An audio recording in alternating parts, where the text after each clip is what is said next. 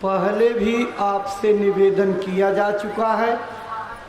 मंच के सामने से जो पंडाल के खंभों की लाइन गई है, रस्सी बंधी, इसके बाईं तरफ यानी आप तरफ से दाहिना हिस्सा होगा, ये बहनों माताओं के बैठने का स्थान है। इसके दाहिनी तरफ यानी आपकी साइड से देखा जाए तो बायां भाग होगा, ये भाइयों के बैठने का स्थान है। आप जो लोग सत्संग में पधार रहे हैं, कृपा करके अपनी अपनी तरफ बैठ जाइए ताकि सत्संग की ये व्यवस्था देखने में आदर्शमय, शोभायुक्त और मर्यादित दिखाई पड़े। सम्मानित भाई बहनों, आज पूज्य महाराज जी का आगमन आपके सिंगाही गांव में हुआ है। उनके पदार्पण के उपलक्ष्य में यहाँ सहयोगी संगत की बहनें कुछ अपने भाव से पूज्य महाराज जी का स्वागत अभिनंदन करेंगी। उसके बाद आपको प्रार्थनाएं सुनने को मिलेगी। तो प्रस्तुत है आपके सामने ये स्वागत गीत।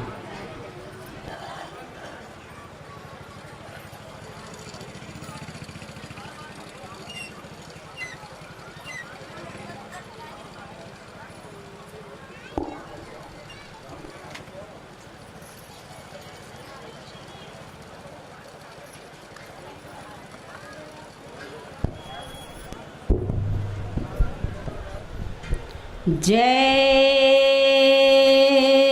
गुरुदेव,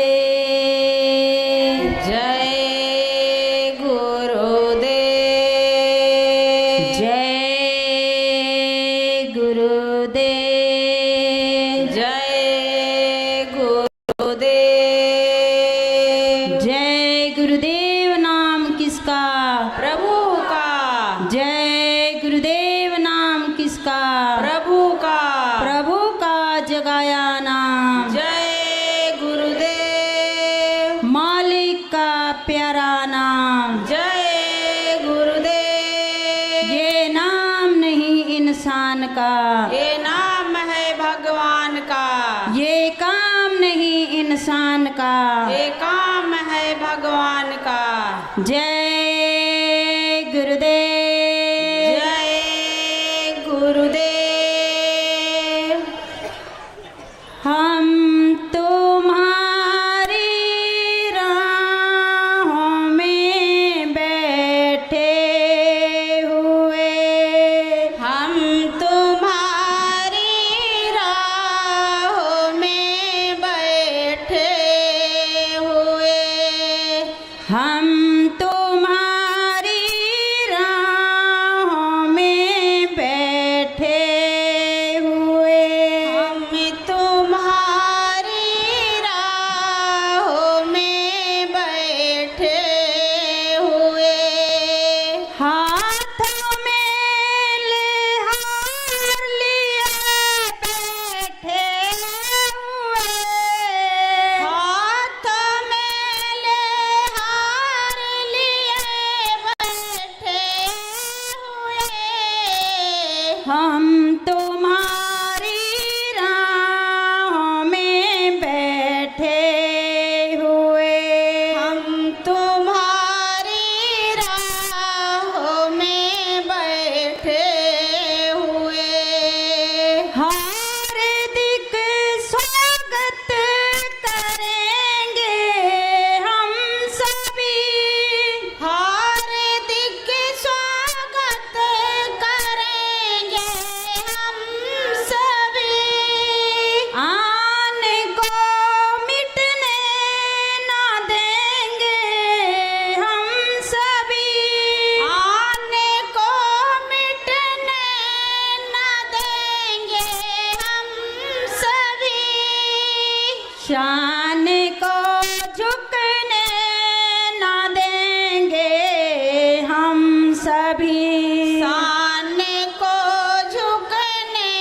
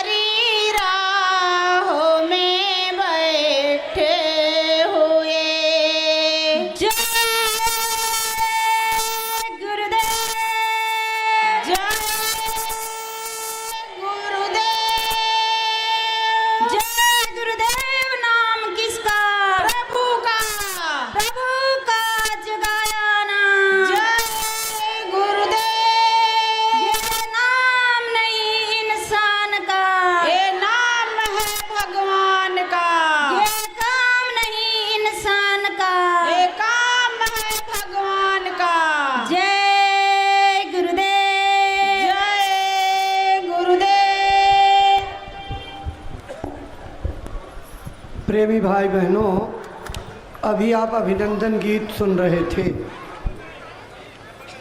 देखो भाई बहनों, आज के सत्संग का जो मौका आपको मिला है, अपने जीवन की घड़ियों का परम सौभाग्य है। आप जो भी भाई बहन इधर उधर टहल रहे हैं, अभी तक मंच के सामने आकर के स्थान नहीं ग्रहण किए हैं, आपसे अनुरोध पूर्वक प्रार्थना है, आकर के सम्मान के साथ बैठ जाइए। व्यवस्थित और मर्यादित रूप से बैठने की प्रतीक्षा में प्रार्थना और चेतावनी की कुछ पंक्तियां सुनाई जा रही हैं। आप इनको सुनिए, संभव हो तो दोहराइएगा, नहीं चिंतन मनन जरूर करिएगा इस असार संसार की वास्तविकता क्या है। तो प्रस्तुत है ये चेतावनी, आप ध्यान दे करके सुनिए। जय गुरुदेव। जय गुरुदेव। मानो तेरे जीवन का आधार रहेगा कितने दिन, मानो तेरे जीवन का आधार रहेगा कितने दिन, इस तन में तड़पते श्वासों का ये तार रहेगा कितने दिन, इस तन में तड़पती श्वासों का ये तार रहेगा कितने दिन, धन माल कमाया भी तूने, संसार बसाया भी तूने, धन माल कमाया भी तूने, संसार बसाया भी तूने, तू खाली हाथों जाएगा अधिकार रहेगा कितने दिन, तू खाली हाथों जाएगा अधिकार रहेगा कितने दिन, माता हो पिता या पत्नी हो, लड़का हो अपना भाई हो, माता हो पिता या पत्नी हो, लड़का हो अपना भाई हो, इन अपना कहने वालों का ये प्यार रहेगा कितने दिन, इन अपना कहने वालों का ये प्यार रहेगा कितने दिन, इन अपना कहने वालों का ये प्यार रहेगा कितने दिन, कभी छोड़ कर तुम जाओगे, कभी छोड़ कर ये जाएंगे, कभी छोड़ कर तुम जाओगे, कभी छोड़ कर ये जाएंगे, इस नासवान दुनिया का व्यापार रहेगा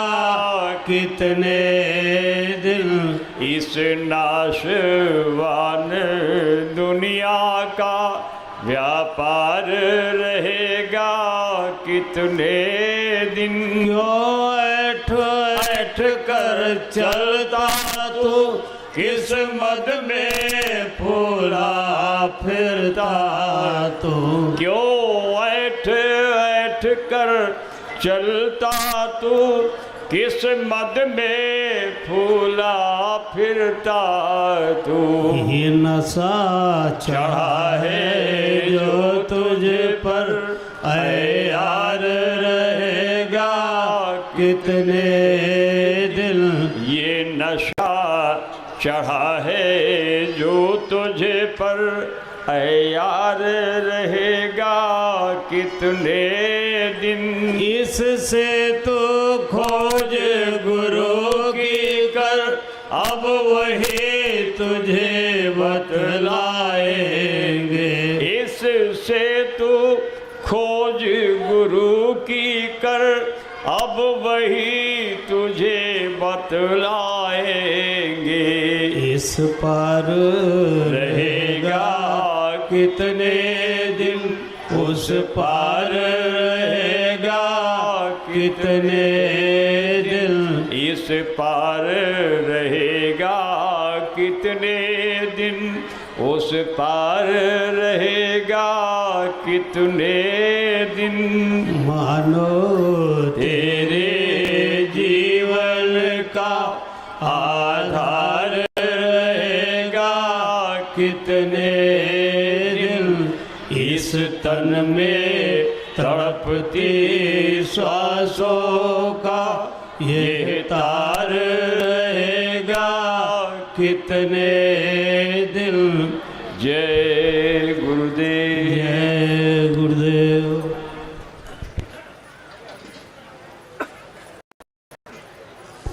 जय गुरुदेव। जय गुरुदेव। सम्मानित भाई बहनों, अभी आप प्रार्थना की पंक्तियां सुन रहे थे। यह देव दुर्लभ मानव तन है। 33 करोड़ देवता और 56 करोड़ देवी इस मानव शरीर को पाने के लिए उस प्रभु से रात दिन हाथ जोड़ करके प्रार्थना करते, लेकिन भीख मांगने के बावजूद उन देवी देवताओं को ये मनुष्य शरीर नहीं मिलता और हमको आपको बिना मांगे उस प्रभु की कृपा से मिल गया है। हमारे आपके कितने ऊंचे भाग हैं इसका अंदाजा लगाना मुश्किल है। कोई इस भाग्य का वर्णन नहीं कर सकता। ये शरीर किस काम के लिए दिया गया है, पुरुष यही बात समझते हैं। आज आपके जीवन की घड़ियों का परम सौभाग्य जो पूज्य महाराज जी गुरु महाराज का संदेश लेकर के आए हुए हैं। भाई बहनों, भारत के सनातन अध्यात्मवाद का वो गहरा, खुला, रहस्यमयी, सरल शब्दों का संदेश सुनने को मिलेगा जो आज तक की जिंदगी में ताउम्र आपने किसी कथा, भागवत, कीर्तन, चर्चा में नहीं सुना होगा। सत्संग के बीच में महाराज जी आपको अनमोल वस्तु देंगे। वो क्या? जीते जी भगवान के पाने का सरल से सरल रास्ता, जिसको कभी गुरु मंत्र कहते थे, दीक्षा और उपदेश कहते थे, लेकिन आज कलयुग में उसका नाम बदल गया है, नाम दान हो गया है। क्यों हो गया है? हमारे कर्म कांडों में, हमारी धार्मिक पुस्तकों में जितनी भी पूजा पद्धतियाँ, उपासना के उपायों का वर्णन है, उनसे शुभ कर्मों का भंडार यानी पुण्यों का भारी समूह जमा हो सकता है, लेकिन आत्मा का कल्याण और परमात्मा की प्राप्ति कदापि संभव नहीं है। ये मेरी अपनी बात नहीं है। आपकी किताब जिसको 24 घंटे आप सर माथे लगाते हो, अखंड पाठ करते हो, इज्जत से घर में रखते हो, उसी रामचरितमानस की ये पंक्ति है, उठा करके पढ़ लीजिए। कलयुग केवल नाम आधारा, सुमेरी सुमेरी नर उतरहि पारा। इस कलयुग में अगर जीव भाव सागर से पार जा सकता है तो सिर्फ और सिर्फ नाम योग साधना से, दूसरा और कोई उपाय नहीं है। जिस नाम योग साधना से जीव भाव पार जाएगा, आज सत्संग में पूज्य महाराज जी विस्तार से उसकी चर्चा करेंगे और आपको भजन करने का सच्चा रास्ता बताएंगे। साधु नहीं बनना, घर द्वार नहीं छोड़ना, जंगल जा करके कुटिया नहीं रमानी, बल्कि अपना जो भी काम करते हो जीविकोपार्जन के लिए, बच्चों के लालन पालन के लिए, उसको मेहनत, ईमानदारी और सच्चाई से पूरा करिए। बाल बच्चों की सेवा खिदमत प्यार और मोहब्बत से करने के बाद 24 घंटे में से सुबह शाम जब मौका मिले 1 घंटा 2 घंटा महाराज जी की बताई तरकीब से भजन कर लोगे तो भाई बहनों आपकी किस्मत जाग जाएगी, तकदीर की लिखी हुई रेखाएं बदल जाएंगी। यहीं बैठे बैठे राम भगवान के दर्शन, कृष्ण भगवान के दर्शन, शंकर बजरंग बली के दर्शन, देवी और देवताओं के दर्शन होने लगेंगे। रोज स्वर्ग वैकुंठ तो बहुत छोटे लोग हैं, इनके ऊपर के अनंतों मंडलों में रोज आने और जाने लगोगे, ये मानव शरीर बर्बादी से बच जाएगा। महात्मा बहुत लंबी दूर से घेरा डाल करके मानवता के डूबते हुए जहाज को बचाने का जतन करते हैं। परम पूज्य बाबा जय गुरुदेव जी महाराज ने अपने 116 वर्षों का जीवन इस मानवता की सेवा के लिए समर्पित कर दिया। उन्होंने देश के करोड़ों करोड़ इंसानों का हृदय परिवर्तन किया। उनके हाथों से तीर, तलवार, तमंचे, बंदूकें, गोले बारूद, लाठी, डंडे, हथियार सब फेंकवा दिए और हाथों में भगवान के भजन की माला पकड़ा दी। वही बिगड़े इंसान जिनका नाम लेने से दुनिया डरती थी, आज इतना बदल गए कि दिन भर अपना काम करते हैं, शाम को जब दुनिया खर्राटे भरती है वो मालिक की याद करते हुए ऊपर के मंडलों में निकल जाते और सवेरे फिर लौट करके अपना काम करते हैं। आपके बीच में बैठे हैं लेकिन आप पहचान नहीं सकते, क्योंकि पहचानने की विद्या, परखने की आंख आपके पास नहीं है। लेकिन चिंता मत करिए, आज आपके जन्म जन्मांतरों के पुण्य दान शुभ कर्मों का फल इकट्ठा हो गया और आज आंख और कान खोलने का रास्ता महाराज जी बता देंगे। इस शरीर रूपी खजाने की बंद ताले की चाबी आपके हाथ में सौंपेंगे। अगर आपने हिकमत करके जतन करके ताले को खोल लिया तो माला माल हो जाओगे। हर तरह की कंगाली खत्म हो जाएगी, घर के लड़ाई झगड़े वैमनस्यता खत्म हो जाएगी, सुमति आ जाएगी और सच्चे अर्थों में सुखी, संपन्न और निरोगी बन जाओगे। इसलिए पूज्य महाराज जी सत्संग के बीच में आपको वो दौलत बांटेंगे, माला लेकर के समझाएंगे। परम पूज्य बाबा जय गुरुदेव जी महाराज के उपदेश क्या थे, उनकी शिक्षाएं क्या थी, किस रास्ते पर ले जा करके समूची मानवता को खुशहाल बनाना चाहते थे, उन्हीं उपदेशों का सारांश यानी निचोड़ दर्शाती ये चेतावनी आपके सामने प्रस्तुत की जा रही है। सुनिए, दोहराइए, चिंतन मनन कीजिए। इसी चेतावनी के बाद पूज्य महाराज जी का आगमन सत्संग मंच पर हो जाएगा। जय गुरुदेव, जय गुरुदेव, जय गुरुदेव नारा लगाते चले हैं। जय गुरुदेव नारा लगाते चले हैं। दुखी जन को बाबा जगाते चले हैं। दुखी जन को बाबा जगाते चले हैं। जय गुरुदेव नारा लगाते चले हैं। धर्म पूर्ण क्या है बताते चले हैं। धर्म पूर्ण क्या है बताते चले हैं। में भी लखाते चले हैं, कर्म पाप में भी लखाते चले हैं। दुखी जन को बाबा जगाते चले हैं। उठो पास आओ बुलाते चले हैं, उठो पास आओ बुलाते चले हैं। भटक भूल सब की मिटाते चले हैं, भटक भूल सब की मिटाते चले हैं।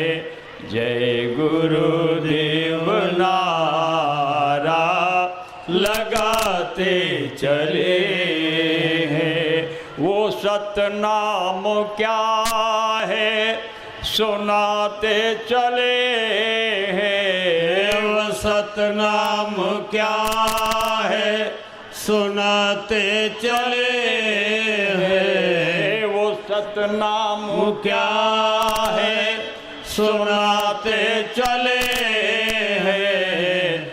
जो सुनते हैं उनको बचाते चले हैं, जो सुनते हैं उनको बचाते चले हैं। दुखी जन को बाबा जगाते चले हैं। मना करते हैं मांस मछली न खाना, मना करते हैं मांस मछली न खाना।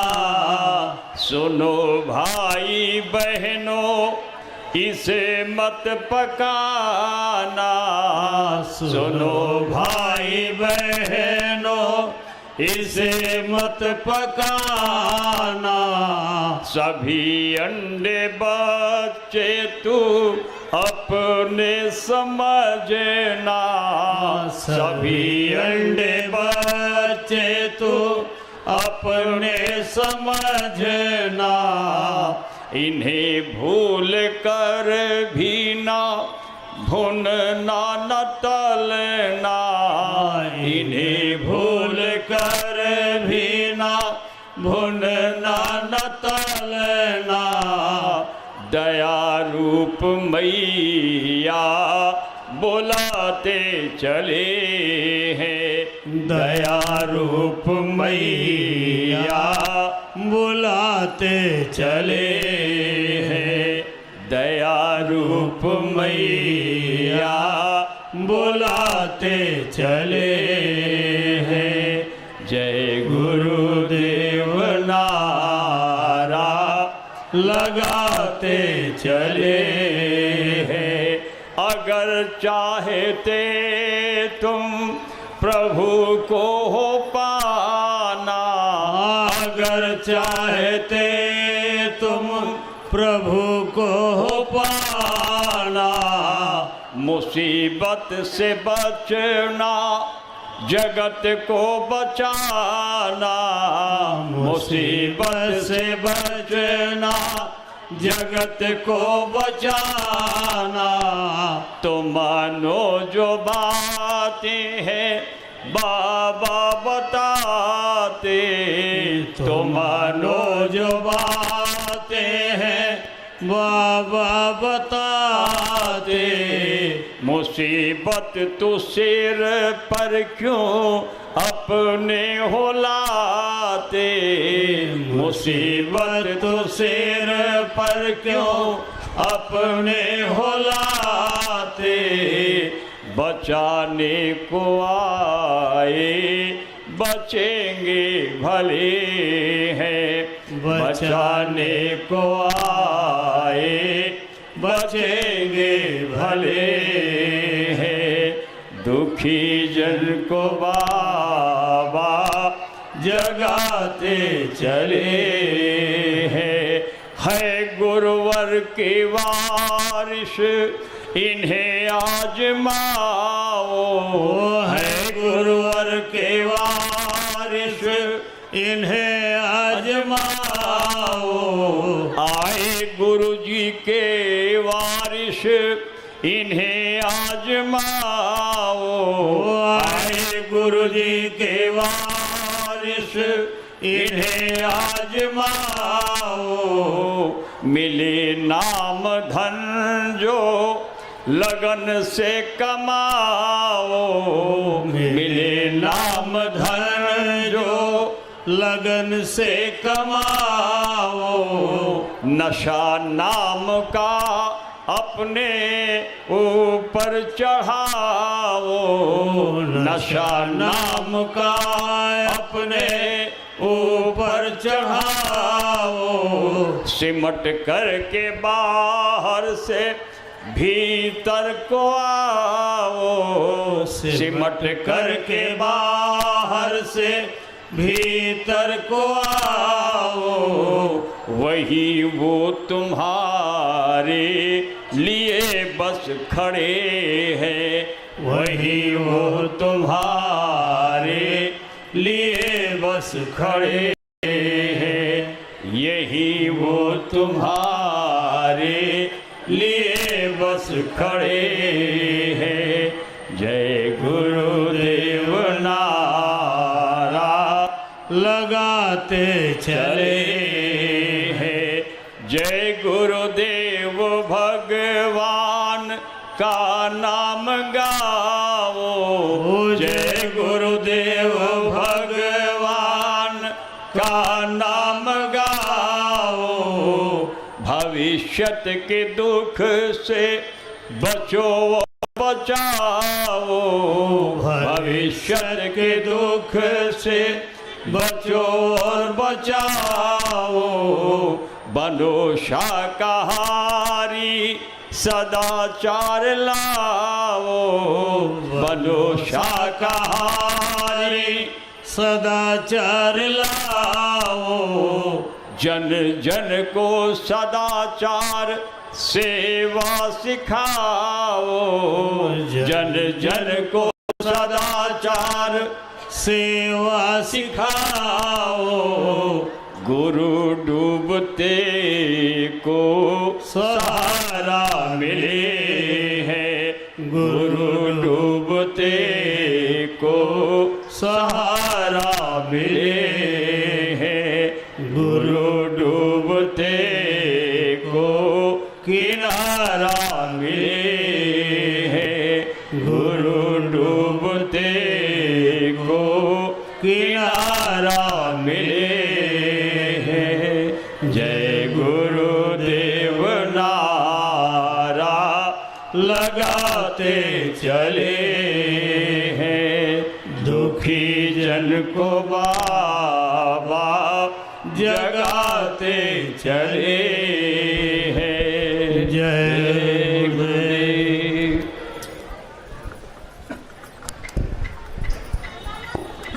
इस कर्मों के बंधन से हमारी अवतारी शक्तियां, हमारे भगवान राम और कृष्ण नहीं बच पाए, तो अदला बदला देने से हम आप कोई भी नहीं बच पाएंगे। जो जैसा कर्म करेगा वैसा उसको फल भोगना होगा। हमारे कर्मों की वजह से आगे भयंकर से भयंकर विकराल दैवी आपदाओं के दौर का नाजुक सिलसिला चलने वाला है। उसमें हमारी रक्षा कैसे होगी? आज सत्संग में उसका कारण बनेगा। पूज्य महाराज जी का आगमन सत्संग मंच पर होने जा रहा है। आप सभी भाई बहन अपने स्थान पर खड़े होकर के पूज्य महाराज जी का स्वागत अभिनंदन वंदन करेंगे। वो आपका अभिवादन स्वीकार करेंगे। जब महाराज जी आपको बैठने का इशारा कर देंगे बैठ जाइएगा। जय गुरुदेव। अपने गुरु महाराज के श्री चरणों में श्रद्धा सुमन अर्पित करके दया कृपा और संभाल की प्रार्थना करते पूज्य महाराज जी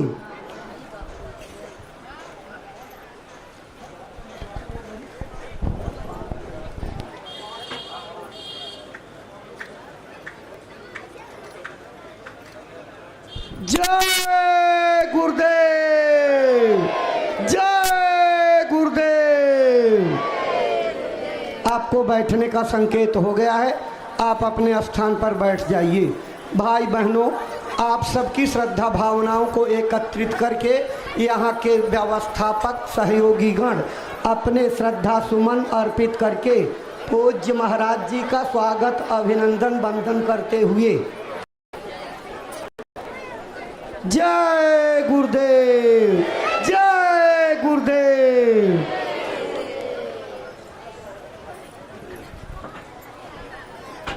प्रेमी भाई बहनों, स्वागत की इसी श्रृंखला के बाद पूज्य महाराज जी अपने 108 दिवसीय सत्संग कार्यक्रम के 63वें दिन आपके सिंगाही में पहुंचे हुए हैं। आपके पावन चरण कमलों में श्रद्धा से आदर पूर्वक प्रार्थना करते हैं कि गुरु महाराज का जो संदेश संकल्प बना करके अपने मथुरा आश्रम से चले हैं, अपनी अमर वाणी से प्रेमी भाई बहनों को सुनाने समझाने की कृपा करें, ताकि आपकी अमर वाणी से प्रेरणा प्राप्त करके भाई बहन अपने जीवन की अनमोल सांसों का उपयोग करते हुए अपना मानव तन सफल, सार्थक एवं कामयाब बना सके। परम श्रद्धेय पूज्य महाराज जी। आप सभी लोग प्रेम के साथ में मालिक के पावन नाम का उच्चारण करें। बोलो जय गुरुदेव, जय गुरुदेव, जय गुरुदेव, जय गुरुदेव, जय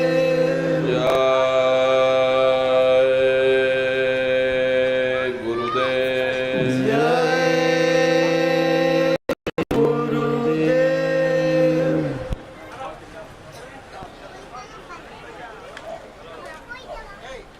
सर्वत्र विराजमान शब्द स्वरूप परम पूज्य स्वामी जी महाराज के श्री चरणों में कोटि कोटि नमन प्रणाम करते हुए इस सत्संग समारोह में पधारे हुए सभी सत्संगी धर्म प्रेमी भाई बहनों को सादर जय गुरुदेव। प्रेमी भाई बहनों, हम आप परम सौभाग्यशाली हैं। ऐसे कलिकाल में हम लोगों को ये मानव तन, ये मनुष्य शरीर प्राप्त हुआ। उससे भी परम सौभाग्य की बात है कि मनुष्य रूपी मंदिर में बैठ करके हम लोगों को सत्संग सुनने का ये अवसर मिल रहा। सत्संग जल जो कोई पावे, मैलाई सब कट कट जावे। ये सत्संग है, ये कोई कथा और कीर्तन नहीं, किस्से और कहानियां नहीं, नाच गाना और ढोल मजीरा नहीं। ये महात्माओं की अजर अमर वाणियां हैं। यदि आपने ध्यान से सुन लिया तो निश्चय ही आपको अपने मानव जीवन के उद्देश्यों के बारे में पता चलेगा। ये आखिर ये मनुष्य शरीर हमको क्यों मिला है, क्या इसका उद्देश्य है, मरने के बाद हम लोग कहाँ जाएंगे, हमारे बाल बच्चे रिश्ते नातेदार कहाँ जाएंगे, कैसे हमारी जीवात्मा का कल्याण होगा। इन सभी प्रश्नों की जानकारी आपको सत्संग के माध्यम से प्राप्त होगी। इसलिए प्रेमी भाई बहनों, जो भी वचन वाणियां आपको सुनाई जाएं, उन वचनों को बड़े ध्यान के साथ सुनिएगा। महात्माओं के सत्संग में कभी किसी जात और बिरादरी, किसी कौम या मजहब या किसी भी व्यक्ति और विशेष की कभी कोई निंदा, चुगली, आलोचना या किसी की यहाँ बुराई नहीं की जाती। सत्संग कैसे जानिए, जित एक नाम वखान। सत्संग वह जगह है जहाँ केवल शब्द या नाम का प्रचार किया जाता है। मालिक से मिलने का प्रेम और प्यार पैदा किया जाता है। हम आप परम सौभाग्यशाली हैं, ये अवसर हम लोगों को मिला हुआ। जो भी वचन वाणियां आज आपको सुनाई जाएं, उन वचनों को बड़े ध्यान के साथ सुनिएगा, चिंतन और मनन करिएगा। प्रेमी भाई बहनों, हम आप परम सौभाग्य की ये बात है कि हम लोगों को ये मनुष्य शरीर प्राप्त हुआ। उससे भी बड़े सौभाग्य की बात है कि मनुष्य रूपी मंदिर में बैठ करके हम लोगों को सत्संग सुनने का ये अवसर मिल रहा है। प्रेमी भाई बहनों, इसलिए हमारी आपसे विशेष करके प्रार्थना है, इस सत्संग के समय एक मन एक चित्त हो करके वचनों को ध्यान से सुनने की जरूरत है। क्योंकि अधिकतर यह देखा जाता है, जब कभी सत्संग होता है तो हम लोगों को नींद आ जाती है, हम लोग सो जाते हैं, एक दूसरे से बातचीत करने में उलझ जाते हैं। तो उसमें होता क्या है, सत्संग के वचन छूट जाते हैं और कड़ी से कड़ी टूट जाती है। फिर हम लोग अर्थ का अनर्थ कर देते हैं। आप अपना कीमती समय निकाल करके यहाँ पधारे हो तो अपने समय का पूरा सदुपयोग करिएगा, वचनों को ध्यान से सुनिएगा और समझने की कोशिश करिएगा। हम भी ये कोशिश करेंगे कि आपको सरल से सरल भाषा में आप सभी को समझाया जा सके।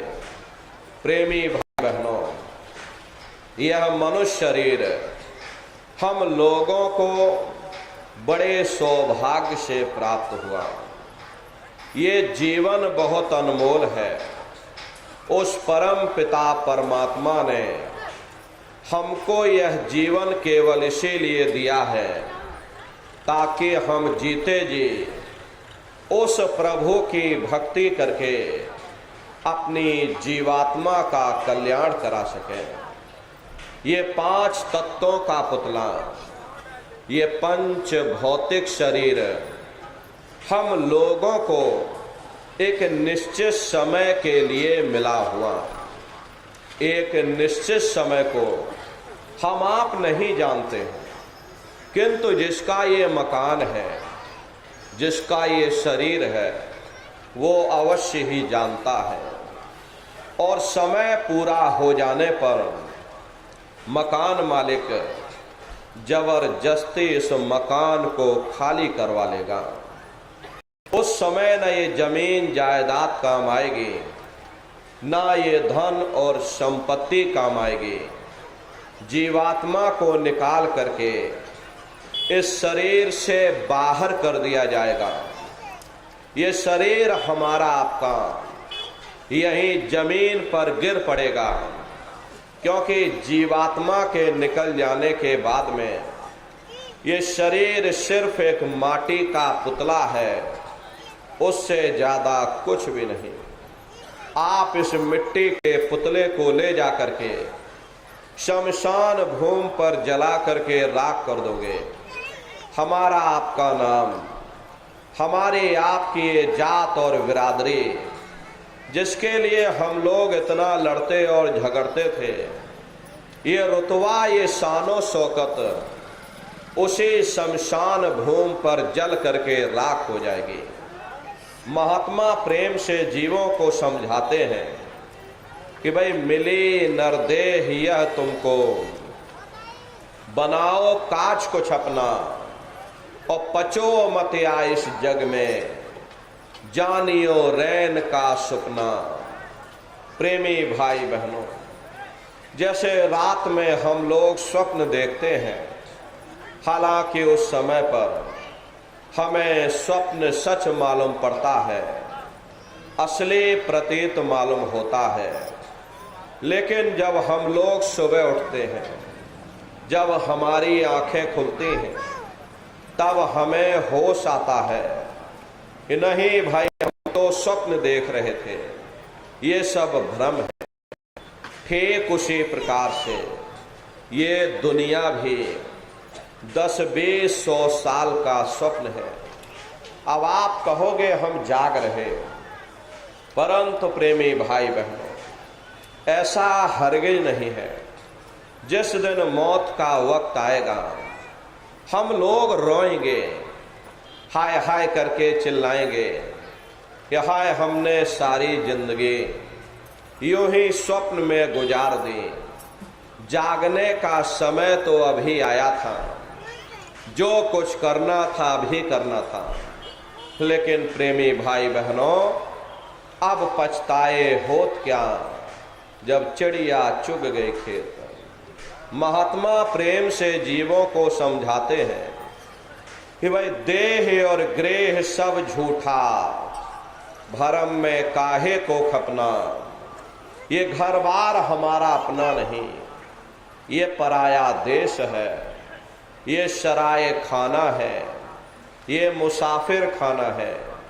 ये शरीर भी तुम्हारा अपना नहीं है, ये भी काल का पिंजरा है, किराए का मकान है, पराया मकान है। किसी को 40-50 साल के लिए मिला, किसी को 80-90-100 साल के लिए मिल गया। जितने जितने श्वास उस मालिक ने बख्शे हैं, उसे भुगतने के बाद में हमें शरीर को यहीं छोड़ जाना। श्वास दुधारा नित ही जारी, एक दिन खाली चाम। प्रेमी भाई बहनों, एक तालाब पानी से चाहे कितना भी क्यों ना भरा हो, आप एक छोटी सी नाली काट कर खोल दीजिए, तालाब में छोटा सा छेद कर दीजिए, तो सारा पानी ही तालाब से बाहर निकल जाएगा।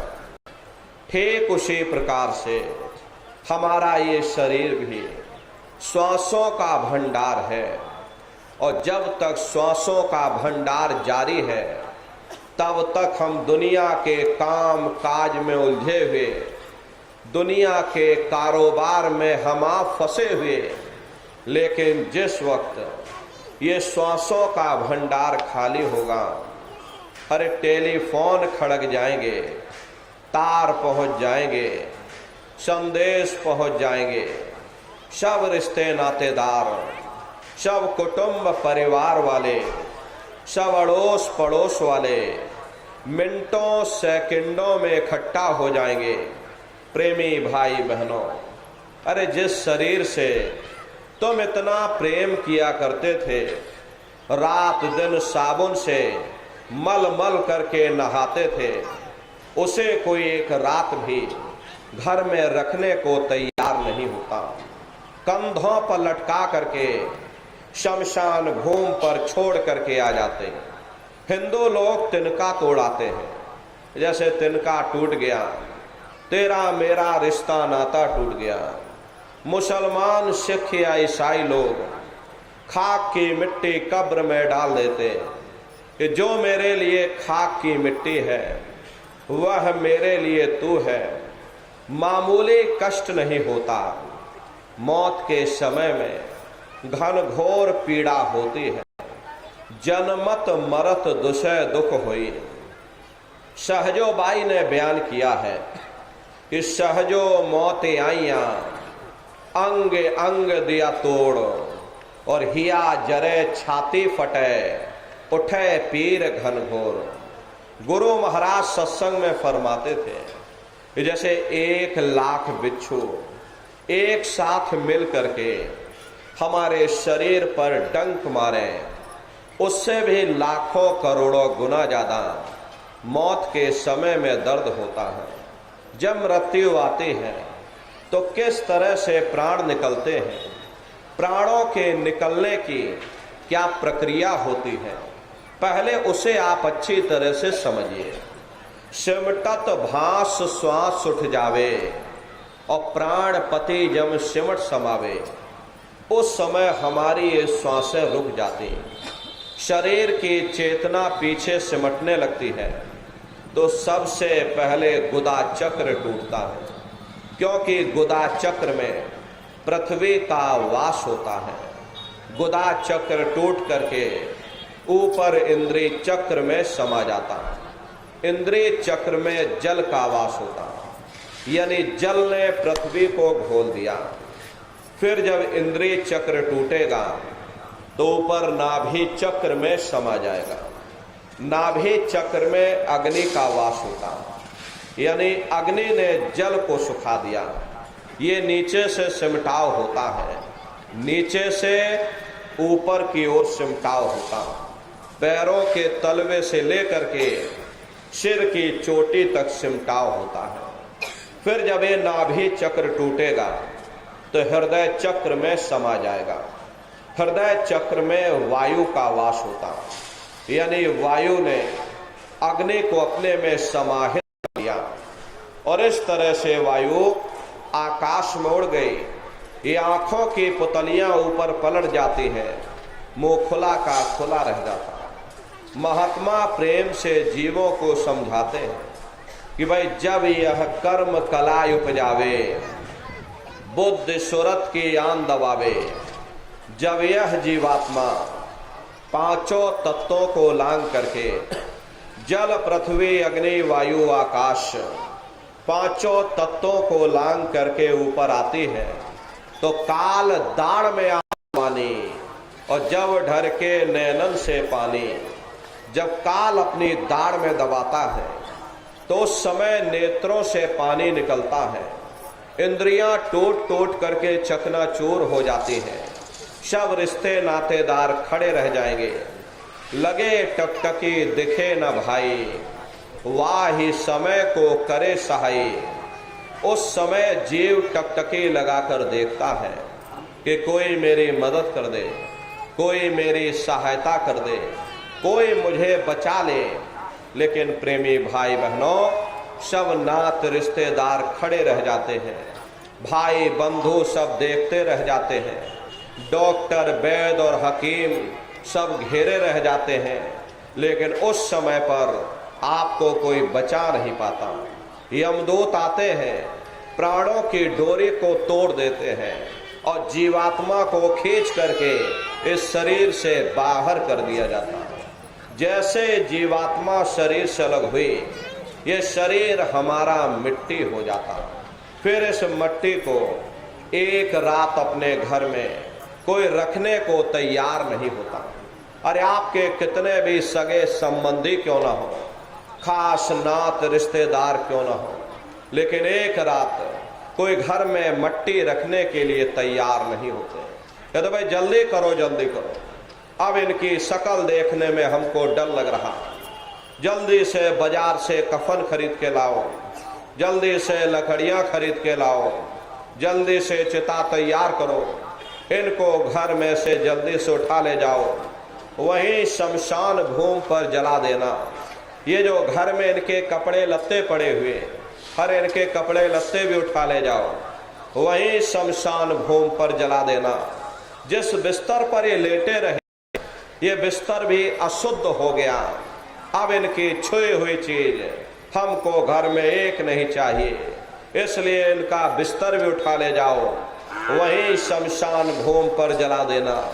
लेकिन उसने कोई सोने की अंगूठी पहनी होगी, गले में कोई सोने की चैन पहनी होगी, उसे धीरे से उतार करके जेब में रख लोगे। बस वही एक अशुद्ध नहीं होगा और बाकी सब अशुद्ध हो जाएगा। अरे महात्मा कहते हैं कि भाई कुटुंब परिवार मतलब का बिना धन पास नहीं जाए। ये रिश्ते नातेदार, ये कुटुंब परिवार वाले, ये सब स्वार्थ के संगी साथी हैं। हरे प्रेमी भाई बहनों, आज तुम्हारी जेब में पैसा है तो सब जैसे तैसे तुमसे रिश्तेदारियां कायम कर लेंगे, लेकिन अगर आज जेब खाली हो जाए, कोई किसी को याद करने वाला नहीं। प्रेमी भाई बहनों, 13 दिन बाद 13वीं मना दोगे, लड्डू पूड़ी पकवान बना करके खिला दोगे, फिर जाने वाले को कोई याद नहीं करता। अभी बूढ़े बुजुर्गों से पूछा जाए कि भाई ये बताइए कि क्या तुमको तुम्हारे माँ बाप की याद आती है, तो कहेंगे भाई नहीं आती। अरे क्यों नहीं आती? तुम्हारे माँ बाप थे, तुमको पाला पोसा बड़ा किया, खुद बेचारे भूखे रहे होंगे लेकिन तुम्हारा पेट पाला होगा। तुमको तुम्हारे माँ बाप की याद क्यों नहीं आती? क्योंकि तुम्हारे सामने तुम्हारे लड़के बच्चे हो गए, तुम्हारे नाती पोता पंती और संती हो गए, इसलिए तुम अपने माँ बाप की यादों को धीरे धीरे भूल गए और नई यादों में धीरे धीरे बस गए। ऐसे ही प्रेमी भाई बहनों, एक दिन सब तुमको भी भूल जाएंगे, कोई किसी को यहाँ याद करने वाला नहीं। ये कहानी तो शमशान भूमि पर समाप्त हो गई। उधर देखो क्या होता, तुम्हारी जीवात्मा को ले जा करके ऊपर धर्मराज की कचहरी में पेश कर दिया जाएगा। वहां पलक झपकते ही तुम्हारे अच्छे कर्मों का हिसाब किताब हो जाएगा। धर्मराज तुमको सजा सुना देंगे, ले जाओ इनको फलाने नरक में डाल दो, क्योंकि मैंने इनको मौका दिया था। जब ये माँ के गर्भ में उल्टे लटके हुए थे, सिर इनका नीचे था, पैर इनके ऊपर थे, उस समय इन्होंने मुझसे प्रार्थना की थी कि हे मालिक, मुझे एक बार मौका दे दो, मुझे एक बार मनुष्य शरीर दे दो, हम भजन करेंगे, भक्ति करेंगे, हम अपनी जीवात्मा का कल्याण करेंगे। तो मैंने इनकी प्रार्थना को स्वीकार कर लिया और इनको मैंने सुंदर सा ये मनुष्य शरीर दे दिया और कह करके मैंने भेजा था कि भाई ये मनुष्य शरीर ये किराए का मकान है, ये तुम्हारा अपना नहीं है। अगर ये तुम्हारा अपना होता तो हमेशा तुम्हारे पास रहता, ये तुम्हारा अपना नहीं। ये मैंने तुमको कुछ समय के लिए तुम्हारी जीवात्मा के रहने के लिए ये किराए का मकान तुमको दिया है। हाँ, तुम अपनी जीवात्मा को मेरे किराए के मकान में बैठा करके और मालिक की भक्ति करके अपनी जीवात्मा का कल्याण करा लेना। मैंने कुछ समय के लिए तुम सबको ये किराए का मकान दिया है। जब समय पूरा होगा तो मैं अपने सिपाहियों को भेजूंगा और उस समय पर तुम मेरे मकान को, मेरे इस किराए के मकान को खाली कर देना। लेकिन इतना ध्यान रखना कि जैसा साफ सुथरा मैंने तुमको ये किराए का मकान दिया है, वैसा ही साफ सुथरा तुम मुझको वापस लौटाना। लेकिन इस किराए के मकान में बैठ करके इन्होंने अच्छे बुरे कर्म कर डाले। मेरे किराए के मकान को इन्होंने अपने कर्मों से गंदा कर दिया, इसलिए कर्मों की सजा इनको मिलेगी। ले जाओ इनको फलाने नरक में डाल दो। महात्मा कभी झूठ नहीं बोलते। अरे महात्माओं ने जब साधना किया और साधना करके जब ऊपर गए और ऊपर जा करके जब उन्होंने नरकों का हाल देखा तो हमारी आपकी जानकारी के लिए उन्होंने धर्म ग्रंथों में लिख दिया, लोह के खम्भ तपत के माही और जहां जीव को ले चिपटाई, वहां लोहे के खंभे अग्नि से धधक धधक कर लाल हो रहे। ऐसे खोटे जीवों को उन खम्भों में चिपटाया जाता। जीव हाय हाय करके तड़पता है, तड़फ तड़फ जीव जुलम बुखारी और तपत खम्भ दुख उपजे भारी। असहनीय वेदना होती है, असहनीय दुख दर्द होता है। जीव वहां रोता और चिल्लाता रहता, लाखों लाख जोजन मील तक तुम्हारे रोने और चिल्लाने की आवाज जाती है, लेकिन प्रेमी भाई बहनों, वहां कोई तुम्हारी पुकार सुनने वाला नहीं, कोई तुम्हारी दर्द भरी आवाज को सुनने वाला नहीं।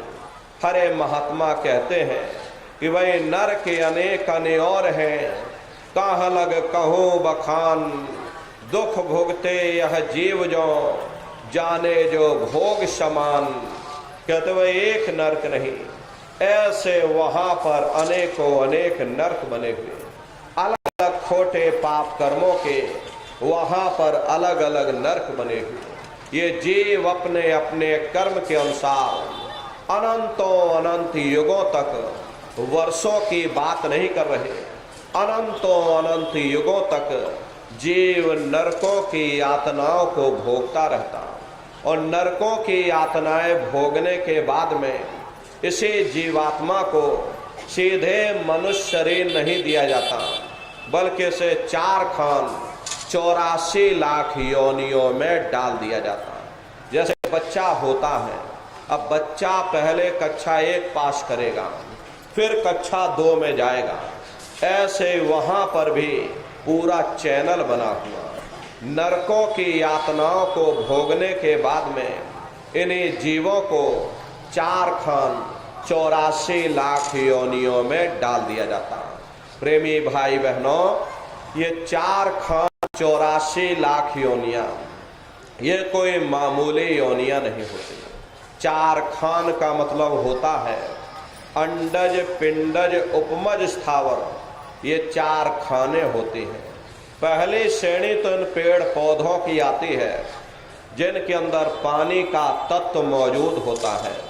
कभी ये भी मनुष्य हुआ करते थे, लेकिन आज अपने कर्मों का भोग पा रहे, एक जगह पर बेचारे पेड़ बन के खड़े।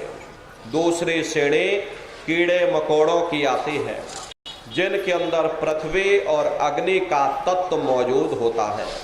तीसरी श्रेणी पंछियों की आती है, चौथी चौपाए जानवरों की आती है, और 5वीं स्वयं इंसान की आती है, जिसके अंदर 5 तत्व जल, पृथ्वी, अग्नि, वायु, आकाश, 5 तत्व मौजूद होते हैं। प्रेमी भाई बहनों, ये 4 खाने हैं, इनकी अलग अलग कुल 84 लाख योनियां होती हैं। अब आप पेड़ पौधों को देखिए तो ये आम का पेड़ अलग है, नीम का पेड़ अलग है, पीपल का पेड़ अलग है, ऐसे ही अलग अलग प्रजातियों के कीड़े मकोड़े, अलग अलग प्रजातियों के पशु और पंछी, कुल मिलाकर 84 लाख योनियां हैं। हम दुनिया के जीव नरकों की यातनाओं को भोगने के बाद में इन्हीं 84 लाख योनियों में डाल दिया जाता। मामूली कष्ट नहीं होता। अरे हमको आपको गर्मी लग गई तो देखो हम लोग छाया में आ गए, सर्दी लग गई कंबल रजाई ओढ़ लिया, भूख लग गई तो रोटी खा ली, बीमार हो गए तो अस्पतालों में चले गए, अपना अपना इलाज करवा लिया।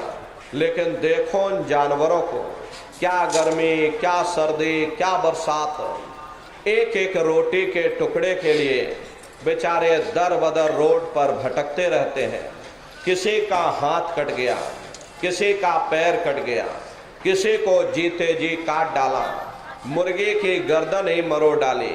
और उनको भी दर्द होता है, उनको भी तकलीफ होती है, लेकिन वे बेचारे बेजुबान हैं, कुछ बोल नहीं पाते, कुछ बता नहीं पाते।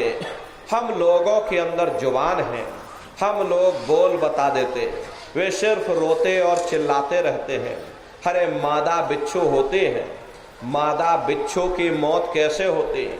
मादा बिच्छू जब अपने बच्चे को जन्म देती है तो उसी के बच्चे अपनी भूख को मिटाने के लिए अपनी माँ की पीठ पर चढ़ जाते हैं और उसी के मांस को नोच नोच करके खाते हैं। वो तड़पती रहती है, कराहती रहती है, लेकिन जब तक हड्डी हड्डी न बच जाए उसके बच्चे अपनी माँ की पीठ से नीचे नहीं उतरते।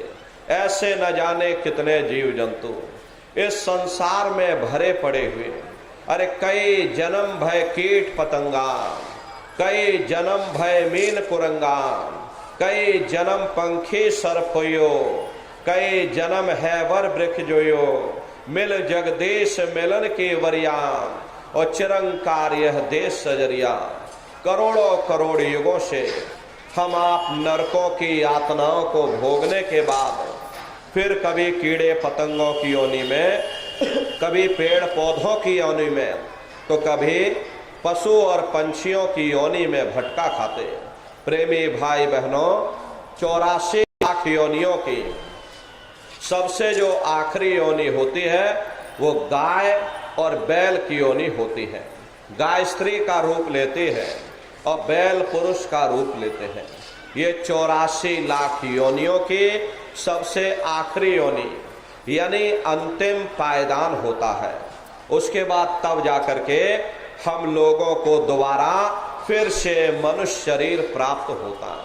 इसीलिए कहा गया है कि भाई बड़े भाग्य मानुष तन पाया, कोट जन्म जब भटका खाया।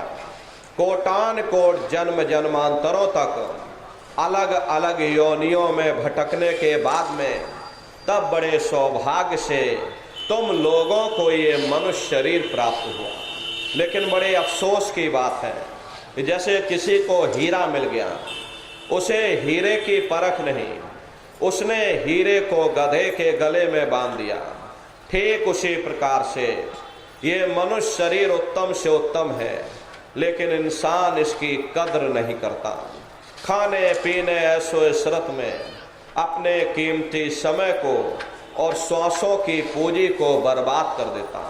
महात्मा प्रेम से समझाते हैं कि भाई बड़े सौभाग्य से तुम लोगों को ये मनुष्य शरीर मिला है। बड़े से बड़े देवी और देवता भी इस मनुष्य शरीर को पाने के लिए तरसते हैं, क्योंकि उन नरकों से और इन 84 से निकलने का केवल एक ही दरवाजा है, वह केवल मनुष्य का शरीर है। इसी मनुष्य रूपी मंदिर में बैठ करके हम उस परमात्मा की भक्ति कर सकते हैं। इसीलिए संतों महात्माओं ने इस पंच भौतिक शरीर को सच्चा हरि मंदिर कहकर याद किया कि हरि मंदिर यह शरीर है और ज्ञान रतन प्रकट हुए, ये असली हरि मंदिर है। जब भी वो परमात्मा मिलेगा इसी हरि मंदिर के अंदर मिलेगा। इसी पंच भौतिक शरीर को ईसा मसीह साहब ने टेम्पल ऑफ लिविंग गॉड यानी जिंदा ईश्वर का मंदिर कहा। इसी पंच भौतिक शरीर को मुसलमान फकीरों ने कुदरती काबा कहकर याद किया। इसी पंच भौतिक शरीर को गुरु नानक साहब ने नर नारायणी देह कहकर याद किया। ये वो देह है जिसमें नारायण स्वयं विराजमान है। अरे वो नारायण जब भी मिलेंगे तुम्हें तुम्हारे अंदर मिलेंगे। यही कबीर साहब ने लिखा है कि जो तिल माही तेल है, जो चकमक में आग, तेरा साईं तुझ में और जाग सके तो जाग। जिस तरह से तिल में तेल होता है, पत्थर में अग्नि होती है, ठीक उसी तरह से वो मालिक हरेक के घट घट में, हरेक के वजूद के अंदर बैठा हुआ। यही संत भीखा साहब ने फरमाया कि भाई भीखा भूखा को नहीं और सबकी गठरी लाल और गिरह खोल नहीं जान सी और ताते भय कंगाल। यानी उस परमात्मा ने इस शरीर के अंदर कोई कमी नहीं रखी, सबके अंदर नाम रूपी अमोलक दौलत रखी हुई।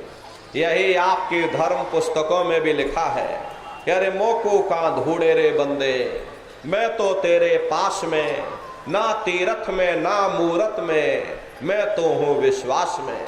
ना मैं तीरथ में मिलूंगा, ना मैं मूरत में मिलूंगा, ना मैं अन्य किसी कर्म कांड में मिलूंगा, ना मैं ग्रंथों में मिलूंगा, ना मैं पोथियों में मिलूंगा, ना मैं किताबों में मिलूंगा। चाहे सारी उम्र बैठ करके तुम अखंड रामायण पढ़ते रहो, अरे मैं जब भी मिलूंगा तो मैं तुम्हारे अंदर मिलूंगा। प्रेमी भाई बहनों, बड़ी सीधी सी बात है। ये अगर खाना बनाने की किताब सारी उम्र बैठ करके पढ़ते ही रहोगे कि भाई खाना ऐसे बनता है और खाना वैसे बनता है, खाने में नमक डाला जाता है और खाने में तेल डाला जाता है, तो कभी तुम्हारा पेट नहीं भर सकता। जब तक आप खाना बनाओगे नहीं, उसे स्वयं खाओगे नहीं, कभी तुम्हारा पेट नहीं भर सकता। हम वेदों की निंदा नहीं करते, हम ग्रंथों की निंदा नहीं करते, हम गीता, कुरान और बाइबल की निंदा नहीं करते। अरे वेद, शास्त्र, गीता, कुरान और बाइबल कहते हैं कि भाई मनुष्य के अंदर अंड खंड ब्रह्मांड है, स्वयं वो परमात्मा इसके अंदर बैठा हुआ। चलो अंदर चलो, अंदर चल करके उस परमात्मा का दर्शन दीदार करो। अब सवाल तो ये उठता है, भाई आखिर हम अपने अंदर जा करके उस परमात्मा का दर्शन कैसे करेंगे? तो इसके लिए संतों महात्माओं ने केवल 3 साधन बताए। साधन 3 सारे उन वर्णे और साधन सब थोथे मान। इस कलयुग में उस मालिक को प्राप्त करने के लिए महात्माओं ने केवल 3 साधना बताई। पहला है सुमरन, दूसरा है ध्यान और तीसरा है भजन। सुमरन कहते हैं मालिक को याद करना, ध्यान कहते हैं अपनी दिव्य दृष्टि को खोलना और भजन कहते हैं कान में उंगली डाल करके उस शब्द को सुनना, उस नाम को सुनना, उस देववाणी आकाशवाणी को सुनना जो 24 घंटे तुम्हारे अंदर गूंज रही। प्रेमी भाई बहनों, ये सुरत शब्द नाम योग की साधना है। संतों का जो इतिहास रहा, संतों के इतिहास में सबसे पहले कबीर साहब आए, जिन्होंने सुरत शब्द नाम योग की साधना जारी की। उसके बाद गुरु नानक साहब आए, गुरु नानक साहब ने भी सुरत शब्द नाम योग की साधना जारी की। उसके बाद और भी महात्मा आए, कबीर, नानक, दादू दरिया, भीखा, रविदास, पलटू जगजीवन। चित्रकूट में आप चले जाइए, गोस्वामी जी महाराज जिन्होंने रामचरित्र मानस बनाई, उन्होंने भी सुरत शब्द नाम योग की साधना जारी की। राजस्थान की धरती पर देखो मीराबाई हुई, सहजोबाई हुई, उन्होंने भी उस मालिक को पाया तो सुरत शब्द नाम योग की साधना करके पाया। प्रेमी भाई बहनों, ये सुरत शब्द नाम योग की साधना है। इस साधना की 3 क्रियाएं हैं, सुमरन, ध्यान और भजन। सुमरन कहते हैं मालिक को याद करना, ध्यान कहते हैं दृष्टि को एकाग्र करना और भजन कहते हैं कान में उंगली डाल करके उस शब्द को सुनना, उस नाम को सुनना, उस दैवी आकाशवाणी को सुनना जो 24 घंटे तुम्हारे अंदर गूंज रही।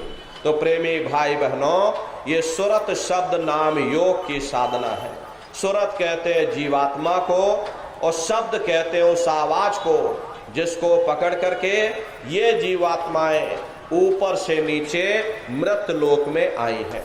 प्रेमी भाई बहनों, ऊपर से नीचे जैसे आई हैं वैसे ये जीवात्मा शब्द को पकड़ करके नीचे से ऊपर जाएंगे। हम लोग ऊपर से नीचे कैसे आए और कैसे आकर के हम लोग मृत लोक में फंस गए हैं, तो जरा संक्षिप्त में आप समझिए। पहले यहाँ कुछ नहीं था, पहले ना हम थे ना आप थे, न ये जमीन थी ना आसमान था, न देवी थे ना देवता थे, पहले कुछ नहीं था।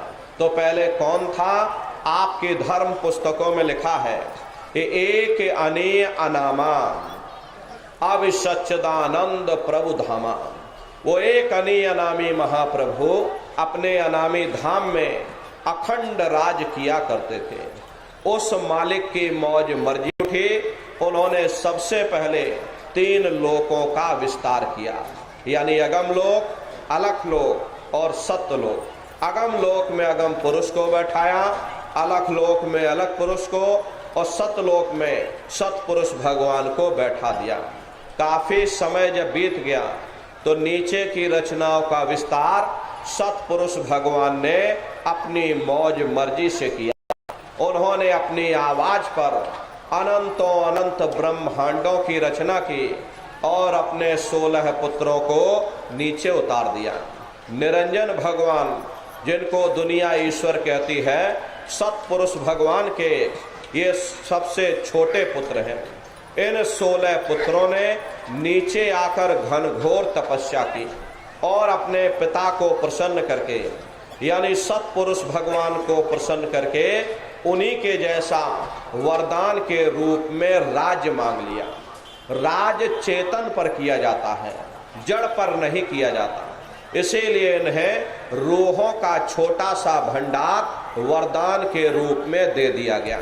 जब रूहें ऊपर से नीचे उतारी जाने लगी, जब हमको आपको ऊपर से नीचे उतारा जाने लगा, तो हम लोग घबराने लगे। उस समय सत्पुरुष भगवान ने आदेश किया कि तुम जाओ, जाकर नीचे आराम से रहो, और जब समय पूरा होगा तब तुम वापस अपने देश लौट आना। सत्पुरुष के आदेश पर ये रूहें, ये जीवात्माएं, यानी हम और आप ऊपर से नीचे आने को तैयार हो गए। सबसे पहले 4 प्रकार के कपड़े हमारे आप के ऊपर डाले गए। कारण कपड़ा, सूक्ष्म कपड़ा, लिंग कपड़ा और स्थूल कपड़ा। ये 4 प्रकार के कपड़े जीवात्माओं के ऊपर डाल करके और शब्द को पकड़ा करके मंडल दर मंडल हम लोगों को नीचे उतारते चले गए। और इसी मृतलोक में, इसी स्थूल शरीर में, दोनों आंखों के मध्य भाग में हमको आपको यहाँ पर बैठा दिया। जब हम लोग ऊपर से नीचे आ गए, उस समय पर सतयुग का समय था। सतयुग योगी सब विज्ञानी और करे हर ध्यान तरह भव प्राणी। उस समय सब ज्ञानी और विज्ञानी थे, सबकी आंख कान खुली हुई थी, रोज आते रोज जाते, और जब समय पूरा हो जाता तो ये जीवात्माएं अपने देश वापस लौट जाते, फिर लौट करके मृत लोक में वापस नहीं आती। ऐसे न जाने कितनी जीवात्माएं वापस अपने घर चली गई। तब निरंजन भगवान ने विचार किया कि हमने इतनी तपस्या की और तपस्या करके वरदान के रूप में जीवात्माओं का छोटा सा भंडार मांग लिया। अगर ये जीवात्माएं ऐसे ही अपने घर वापस लौट जाएंगे तो हम राज किस पर करेंगे, मेरा राज खाली हो जाएगा।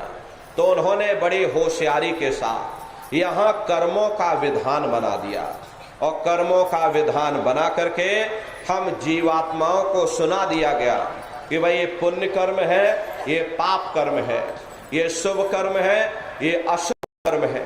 और जीवात्माओं को कह दिया कि काल रूप में तिनकर भ्राता, शुभ अशुभ कर्म फल दाता। यानी मैं काल रूप हूँ, शुभ अशुभ कर्मों का मैं फल दूंगा।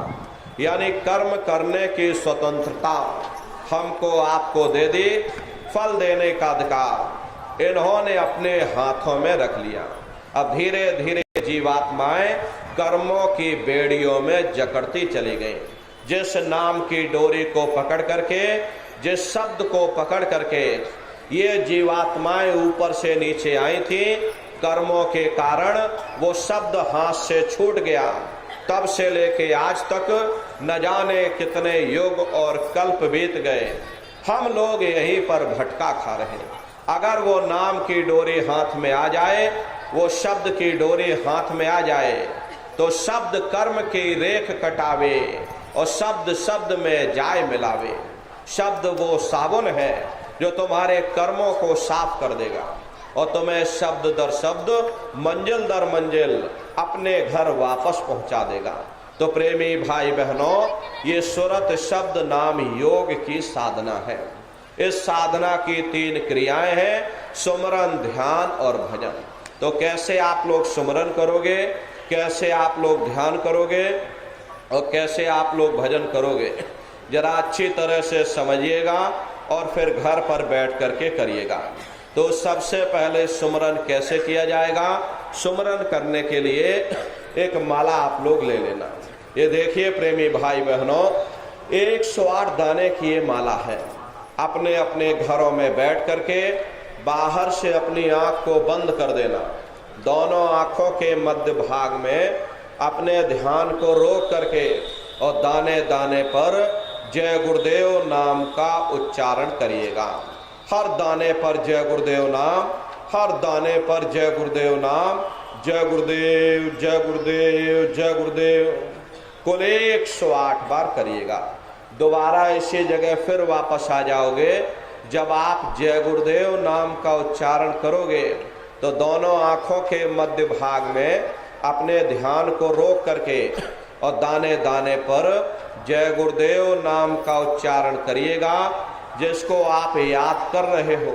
एक समय ऐसा आएगा वो अंतर में तुम्हारे सामने प्रकट हो जाएगा, उसके स्वरूप को देख लेना, फिर उसी के स्वरूप को याद करके जय गुरुदेव नाम का सुमरन सभी नए प्रेमी भाई बहन करिएगा। दूसरी बार फिर यही से जय गुरुदेव नाम का सुमरन, तीसरी बार फिर यही से जय गुरुदेव नाम का सुमरन। इस तरह से कुल 8 बार जय गुरुदेव नाम का सुमरन सभी नए प्रेमी भाई बहन करिएगा। 8 बार करने के बाद ये माला आप रख देना। प्रेमी भाई बहनों, ये जय गुरुदेव नाम किसी साधारण इंसान का नाम नहीं, ये स्वयं उस अनामी महाप्रभु का नाम है। समय समय पर संत महात्मा अपने अपने समय पर आकर के अपनी साधना के द्वारा उस मालिक के नाम को सिद्ध करते हैं, उस मालिक के नाम को जगाते हैं। जैसे कबीर साहब आए, उन्होंने साहिब नाम सिद्ध किया। गुरु नानक साहब आए, उन्होंने वाह गुरु नाम सिद्ध किया। गोस्वामी जी महाराज आए, उन्होंने राम नाम सिद्ध किया। मीराबाई आई, उन्होंने गिरधर नाम सिद्ध किया। सूरदास जी महाराज आए, उन्होंने श्याम नाम सिद्ध किया। इसी तरह से हमारे गुरु महाराज जय गुरुदेव नाम सिद्ध करके गए। जय गुरुदेव नाम का जहाज लगा करके गए। अगर इस जहाज पर सारी दुनिया बैठेगी, ये जहाज सारी दुनिया को पार करेगा। नए जीवों के लिए नामदान की प्रक्रिया को और सरल से सरल किया गया। वरना बहुत से पुराने पुराने प्रेमी बैठे और अगर उनसे पूछ लिया जाए कि भाई जरा नाम रूप स्थान गाजे बाजे बता दो, वो तक भूल जाते हैं। इतने पुराने हो करके आज तक याद नहीं कर पाए तो बड़ा भारी दोष लगता है। इसीलिए नए जीवों के लिए ये रास्ता और सरल से सरल किया गया। बहुत से बगैर पढ़े लिखे लोग बैठे हैं, बूढ़े बुजुर्ग बैठे हैं, बच्चे बच्चियां बैठी हैं। आप लोग अच्छी तरह से आसानी से समझ जाओ, सुमरन ध्यान भजन कर सको। इसलिए प्रेमी भाई बहनों, रास्ते को सरल से सरल किया गया। एक है साध है सब सद है, और सब साध है सब है। पहले अपने गुरु की उंगली पकड़ लो, क्योंकि गुरु तुम्हारा सच्चा रहबर है। गुरु गोविंदो खड़े काके लागो पाई, और बलिहारी गुरु आपने जिन गोविंद यो बताई। महिमा उन्हीं की है जिन्होंने गोविंद को लखा दिया। इसीलिए कहा जाता है कि वह गुरुर ब्रह्मा गुरुर विष्णु गुरुर देवो महेश्वरः गुरुर साक्षात पर ब्रह्मा तस्मै श्री गुरुवे नमः। 3 लोक 9 खंड में और गुर से बड़ा न कोई, और कर्ता करे न कर सके, और गुरु करे सो होई। इसलिए प्रेमी भाई बहनों, साधना करने से पहले जय गुरुदेव नाम का सुमरन सभी नए प्रेमी भाई बहन करिएगा। सुमरन करने के बाद में फिर आप ध्यान पर बैठिएगा। ध्यान कहते हैं दृष्टि को एकाग्र करना, अपनी दिव्य दृष्टि को खोलना। कैसे ध्यान करोगे जरा अच्छी तरह से समझ लीजिए। अपने अपने घरों में पलथी मार करके आप लोग बैठिएगा। शरीर को टाइट मत करना। बहुत से प्रेमी क्या करते हैं कि ध्यान के समय अपने शरीर को बिल्कुल टाइट कर देते हैं।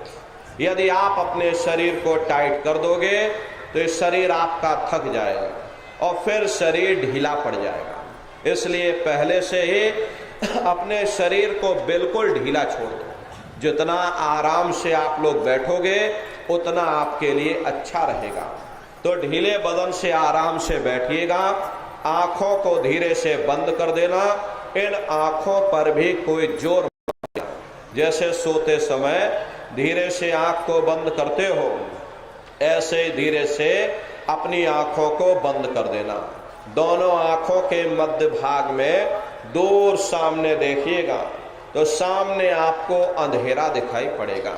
बस उसी अंधेरे में एक जगह पर आप अपनी दृष्टि को एकाग्र करिएगा। होशियारी यही रहे ये आंखों की पुतलियां हिलने ना पाए। शुरुआती समय में ये आंखों की पुतलियां अंदर अंदर हिलेंगी, लेकिन जब आप अभ्यास करोगे, करत करत अभ्यास ते और जड़मत होत सुजान, जब अभ्यास करते रहोगे तो ये आंखों की पुतलियां हिलना बंद हो जाएंगी। तो दूर सामने अंधेरे में एक जगह पर आप अपनी दृष्टि को रोकिएगा या उस अंधेरे को ही एक दर देखते रहना। एक टक हो करके सामने अंधेरे को देखते रहिएगा, दृष्टि अपने आप एकाग्र हो जाएगी। उस समय किसी के बारे में सोचना नहीं, किसी के बारे में विचार मत करिएगा। शरीर को बिल्कुल हिलाना डुलाना नहीं, शून्य हो करके बस सामने अंधेरे को देखते रहो। जितना देर आपसे बन सके आप उस अंधेरे को देखते रहिएगा।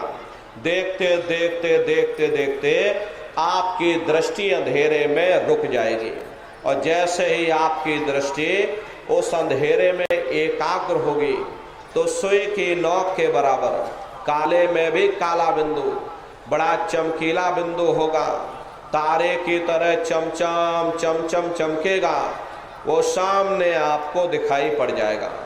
जब वो चमकदार बिंदु सामने दिखाई पड़ जाए तब आप अपनी दृष्टि को उस बिंदु पर एकाग्र करिएगा। जब आप अपनी दृष्टि बिंदु पर एकाग्र करोगे तो बिंदु के चारों तरफ से बड़ा भारी प्रकाश निकलेगा, चक्र की तरह से बहुरंगी प्रकाश होगा। वो प्रकाश धीरे धीरे बड़ा होता चला जाएगा। साधक इतना मोहित हो जाता है कि बिंदु को तो छोड़ देता है और दाएं बाएं प्रकाश को देखने में लग जाता है। जब आप दाएं बाएं प्रकाश को देखने में लग जाओगे, क्योंकि प्रकाश उस बिंदु से निकल रहा और आपने बिंदु को छोड़ दिया, प्रकाश को देखने में लग गए, तो प्रकाश गायब हो जाएगा, वो बिंदु भी गायब हो जाएगा, फिर अंतर में अंधेरा छा जाएगा, फिर आपको उतनी मेहनत करनी पड़ेगी। इसलिए दाएं बाएं बिल्कुल मत देखिएगा।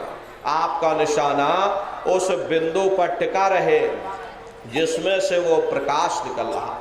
वही बिंदु दरवाजा है, वही बिंदु खिड़की है, उसी को हरि का द्वार यानी कि हरिद्वार कहा गया। जब एक टक हो करके आप उस बिंदु को देखते रहोगे तो वो बिंदु फट जाएगा, वो दरवाजा खुल जाएगा, ये शिव नेत्र खुल जाएगा, ये दिव्य दृष्टि खुल जाएगी और आप दरवाजे के अंदर दाखिल हो जाओगे। एक बार प्रेमी भाई बहनों ये दिव्य दृष्टि खुल जाए, फिर क्या भूत क्या भविष्य और क्या वर्तमान कोई भेद आपसे गुप्त नहीं रहेगा। लाखों वर्ष पहले क्या हुआ था, भविष्य में क्या होने वाला है, आप बैठ करके और ध्यान में सब कुछ देख सकते हो। तो यह ध्यान करने का तरीका।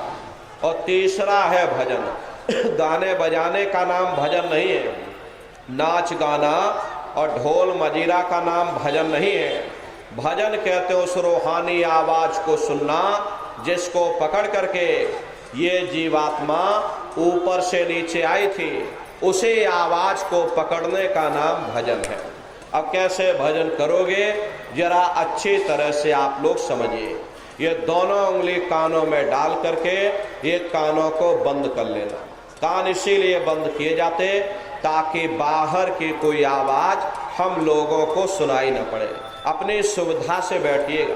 कुर्सी पर चाहे कुर्सी पर बैठ जाओ, सोफे पर चाहे सोफे पर बैठ जाओ, या कोई तकिया इस तरह से रख लेना और दोनों कोहनी यहाँ रख करके दोनों उंगली कानों में डाल करके ये कानों को बंद कर लेना। बहुत सी हमारी माताएं बहनें हैं, बूढ़े बुजुर्ग हैं, आपके घुटनों में दर्द होता होगा, ये रीढ़ की हड्डी में दर्द होता होगा, आप बैठ करके भजन नहीं कर पाते हो तो आप लेट करके भजन करिएगा। ऐसे सीधे लेट जाना और लेटे लेटे आंख और कान को बंद कर लेना। मतलब तो आंख और कान को बंद करना है, चाहे आप लेट करके करिए चाहे आप बैठ करके करिए। यही कहा गया है कि भाई आंख कान मुख बंद कराओ, अनहद झिंगा शब्द सुनाओ। यानी पहले अपनी आंख को बंद करो, अपने मुख को बंद करो, दोनों उंगली कानों में डाल करके ये कानों को बंद कर लो और ऊंचे से ऊंचा ध्यान दे करके गौर से आवाज को सुनने की कोशिश करो। प्रेमी भाई बहनों, जब आप अपने कानों को बंद करके और ऊंचा ध्यान दे करके अंतर में गौर से सुनोगे तो आपको ऐसा अनुभव होगा कि कहीं सीटी जैसी आवाज हमारे कानों में गूंज रही, टी, इस तरह से सीटी जैसी आवाज शुरू में आप सभी को सुनाई पड़ेगी। करना कुछ नहीं है, लेटे हो चाहे बैठे हो, बस आप उस आवाज को सुनते रहे और सुनते सुनते उसी में लीन हो जाओ। जब आप उसमें लीन हो जाओगे तो कुछ समय बाद में दोबारा आपको अनुभव होगा कि कहीं बड़ी दूर से एक महीन आवाज, घंटे और शंख की आवाज हमारे कानों में बज रही। जैसे मंदिरों में घंटियां बजती हैं, टन टन टन, तो बाहर तो आपने नकल किया। महात्माओं ने कहा था भाई ये शरीर तुम्हारा सच्चा हरि मंदिर है, इसी हरि मंदिर के अंदर 24 घंटे वो घंटे और शंख की आवाज गूंज रही है। उसी घंटे शंख की आवाज को महात्माओं ने शब्द कहा। अरे आपके धर्म पुस्तकों में लिखा है कि भाई पोथी पढ़ पढ़ जग मुआ, पंडित भयानक कोई, और 2.5 अक्षर प्रेम का और पढ़े सो पंडित हुए। दुनिया वाले कहते हैं कि 2.5 अक्षर का मतलब प्रेम है। अरे प्रेम नहीं है, प्रेम में तो मात्रा लगी हुई।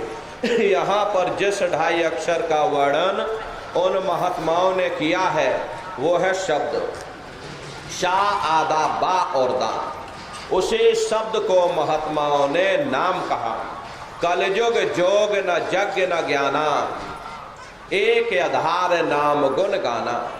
कलयुग में न योग है, न यज्ञ है, न ये ज्ञान है। कलयुग में क्या है? कलयुग केवल नाम आधारा, सुमेर सुमेर नर तरही पारा। कलयुग में केवल नाम का आधार है, वो नाम तुम्हारे अंदर 24 घंटे गूंज रहा। तो उसी घंटे शंख की आवाज को महात्माओं ने शब्द या नाम कहा। उसी घंटे शंख की आवाज को मुसलमान फकीरों ने कलमा कहा। उसी घंटे शंख की आवाज को ईसा मसीह साहब ने वर्ड या लागश कहकर याद किया। उसी घंटे शंख की आवाज को गुरु नानक साहब ने अनहद वाणी कहकर याद किया। चीन में जो महात्मा हुए उन्होंने इसको ताओ कहकर याद किया और हिंदू महात्माओं ने इसे देववाणी, आकाशवाणी कहकर याद किया। उन अलग अलग महात्माओं ने अपनी अपनी भाषा में हम लोगों को समझाने की कोशिश की कि भाई वो घंटे शंख की आवाज तुम्हारे सब के अंदर गूंज रही है, वो आपको सुनाई पड़ेगी। लेकिन शुरुआती समय में आपको ऐसा मालूम पड़ेगा कि कहीं बड़ी दूर पर घंटियां बज रही, टन टन टन, लेकिन सुनाई हरेक को पड़ेगी। प्रेमी भाई बहनों, जब घंटे शंख की आवाज आपको सुनाई पड़ने लग जाए तब आप सीटी की आवाज को छोड़ देना और घंटे शंख की आवाज को पकड़ लेना, उसको आप सुनने लग जाना। जब आप उसको सुनने लग जाओगे तो वो आवाज धीरे धीरे बढ़ना शुरू होगी और बढ़ते बढ़ते इस कदर बढ़ेगी कि आपके रोम रोम में घंटे और शंख की आवाज गूंजने लग जाएगी। बड़ी घनघोर आवाज होती है, बड़ी मधुर वो आवाज होती है। ये जो दुनिया के गाने, दुनिया भर के संगीत आप लोग बाहर सुनते हो, उस रूहानी संगीत के सामने ये दुनिया के संगीत कुछ नहीं है। जब आप उस रूहानी संगीत को सुनोगे इतना भारी आनंद आपके ऊपर छा जाएगा, इतनी खुशी आपको होगी, ऐसा नशा आपके ऊपर चढ़ जाएगा या आप सारी दुनिया को भूल जाओगे, इतना आप उस आवाज में खो जाओगे। प्रेमी भाई बहनों, शंकर भगवान को वही नशा चढ़ा था। शंकर भगवान कोई गांजा भांग नहीं पीते थे।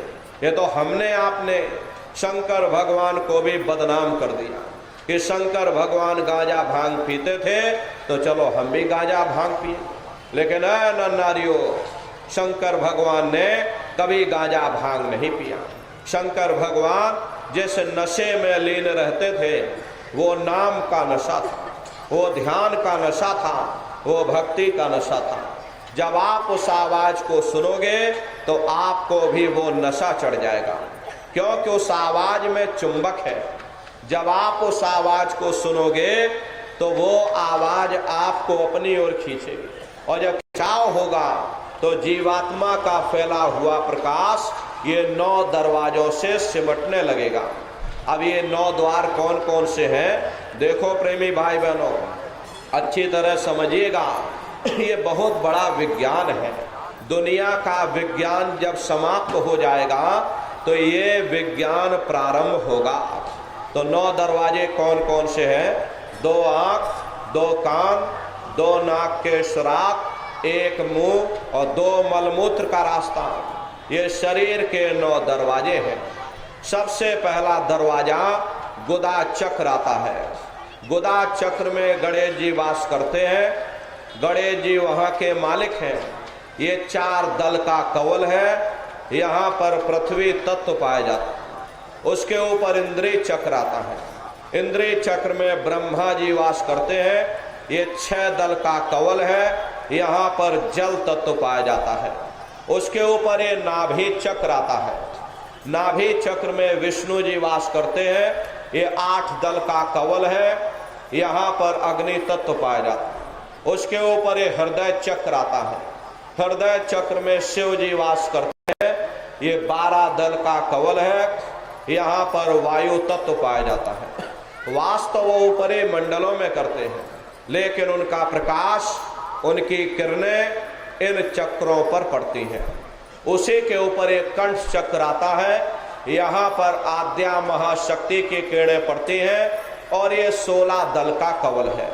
और आप सबसे ऊपर, तुम्हारी जीवात्मा सबसे ऊपर दोनों आंखों के मध्य भाग में बैठी है, जहाँ पर देवियां बिंदी लगाती हैं और पुरुष जहाँ पर टीका लगाते हैं। ये बिंदी और टीका यहाँ पर हम लोग इसीलिए लगाते हैं क्योंकि यहीं पर हमारी ये जीवात्मा बैठी है, उसका श्रृंगार किया जाता है। तो ये 10वां द्वार है जहाँ पर तुम्हारी जीवात्मा बैठी हुई। इसी 10वें दरवाजे पर बैठ करके जीवात्मा अपने प्रकाश को 9 दरवाजों में फैलाती है, जिससे आपका ये शरीर चलता, आपके हाथ और आपके पांव चलते हैं। जब आप भजन करोगे और घंटे शंख की आवाज को सुनोगे तो उस आवाज में चुंबक है।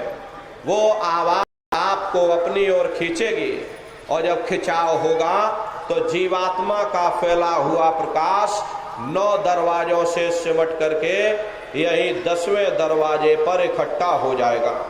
जैसे ही सारी शक्ति, सारी चेतना सिमट करके यहाँ पर इकट्ठी हुई, तुरंत शब्द जीवात्मा को खींच करके इस शरीर से बाहर कर देगा। फिर आप अपनी आंखों से देखिएगा कि हमारा शरीर ये है और हम ये खड़े। आप अपने शरीर से अलग हो जाओगे। जैसे चिड़िया होती है, चिड़िया घोंसले से निकल करके आसमानों की उड़ान भरती है और शाम को फिर अपने घोंसले में आ जाती है। ऐसे ही तुम्हारी ये जीवात्मा इस शरीर रूपी घोंसले से निकल करके ब्रह्मांडों की सैर करेगी, देवी देवताओं के दर्शन करेगी, राम और कृष्ण के दर्शन करेगी और घूम करके फिर अपने शरीर रूपी घोंसले में वापस चली आएगी। प्रेमी भाई बहनों, ये ब्रह्मा विष्णु महादेव जिनकी सारी दुनिया पूजा करती है, अरे आप सभी लोग ब्रह्मा विष्णु महादेव की पूजा करते हो, लेकिन कभी आपने ये विचार नहीं किया भाई जिनकी हम पूजा कर रहे आखिर ये लोग हैं कौन?